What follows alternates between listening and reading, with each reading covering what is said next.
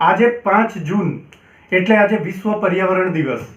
વિશ્વ પર્યાવરણ દિવસને લઈને સમગ્ર વિશ્વમાં આજે જનતા જાગૃતિ અને પર્યાવરણની જાગૃતિનો અભિયાન ચાલી રહ્યો છે.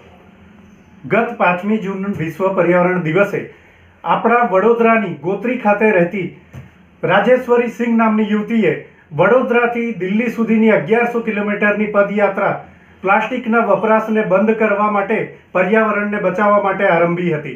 આ આપણા વડોદરા જ નહીં, સમગ્ર ગુજરાત અને સમગ્ર ભારત માટે મોટા ગર્વની વાત છે. આવો આજે આપણે રાજેશ્વરી સિંહ સાથે એમના અનુભવો વિશે જાણીશું અને એમનો જે ઉદ્દેશ છે એ વિશે જનતા સમક્ષ અમે જાણવાનો પ્રયત્ન. સ્ટેન્ડ વડોદરાથી મેં શરૂઆત કરી હતી.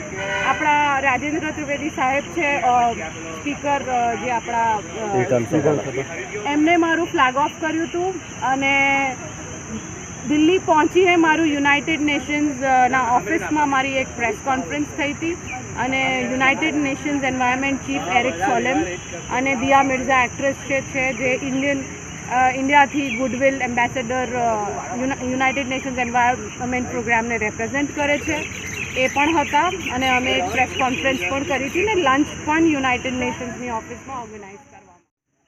પર્યાવરણ માટે હું વ્યક્તિગત રીતે છેલ્લા 10-12 વર્ષથી હું ખાસ કરીને જે પ્લાસ્ટિક બેગો હોય ને ઘરમાં જે ખાસ કરીને તમે શાકભાજી લેવા જાઓ ને એવું બધું હું વ્યક્તિગત રીતે હું જાગૃત હતી અને હું બહારથી મને જ્યારે પ્રેસ રિલીઝ થઈ હતી હું ઘણા આવા world environment day, world heritage ડેની હું ઉજવણી છેલ્લા 3-4 વર્ષથી કંઈ ને કંઈ ક્રિએટિવ આઈડિયા કોન્સેપ્ટથી હું કરતી હતી. તો ગયા વર્ષે આ એક ઇસ્યુ મને જાણ થઈ કે ઇન્ડિયા આપણો ગયા વર્ષે હોસ્ટ હતો, ગ્લોબલ હોસ્ટ. તો મને એક આ બહુ મોટી ઓપોર્ચ્યુનિટી મળી કે હું અર્થ ડેથી લઈને એન્વાયરમેન્ટ ડે સુધી કેમ્પેન કરું. 22 દેશભર લઈને 5 જૂન એન્વાયરમેન્ટ ડે સુધીના મારી વોક થઈ અને હજારો લોકોથી મારી મુલાકાત થઈ અને બધા એજ ગ્રુપના લોકોથી મારી મુલાકાત થઈ. જે લોકો મને મળ્યા મેં એ લોકોને જાગૃતતા ફેલાવી કે તમે જેટલું બને એટલું યુઝ એન્ડ થ્રો, જેને સિંગલ યુઝ પ્લાસ્ટિક કહેવાય, એને તમારે રિફ્યુઝ કરવા. મારિયા ફર્નાન્ડિસ એ ગુડવિલ એમ્બેસેડર છે જે પ્લાસ્ટિક પોલ્યુશનનો મુદ્દાને શી ઇઝ ધ એમ્બેસેડર.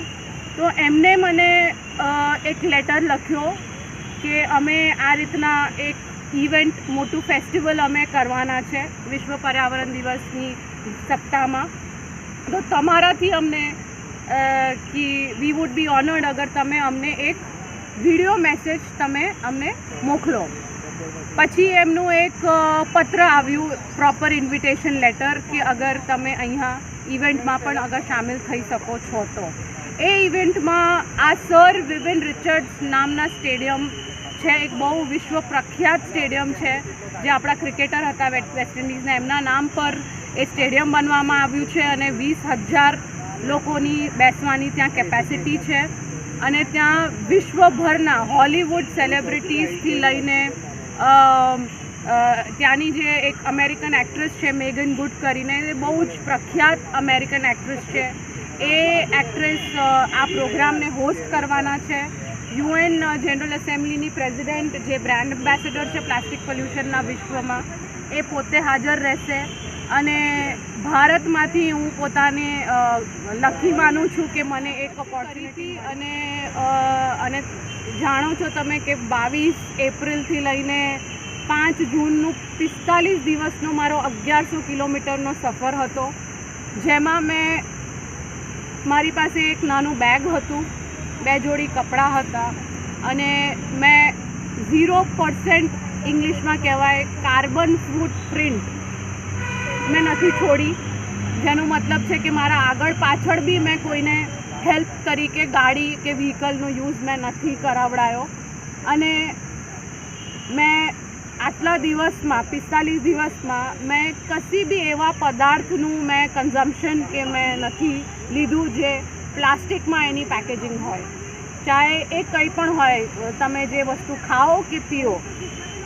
અને મેં જ્યાં મને પાણીની તકલીફ પડી છે તો ઇન્ડિયામાં એટલું મને સારું લાગ્યું કે બધા સ્ટેટમાં તમને 500,000 મીટરની દૂરી પર કે 200 મીટરની દૂરી પર પણ તમને એક માટલું તો મળી જ જાય પાણી પીવા માટે.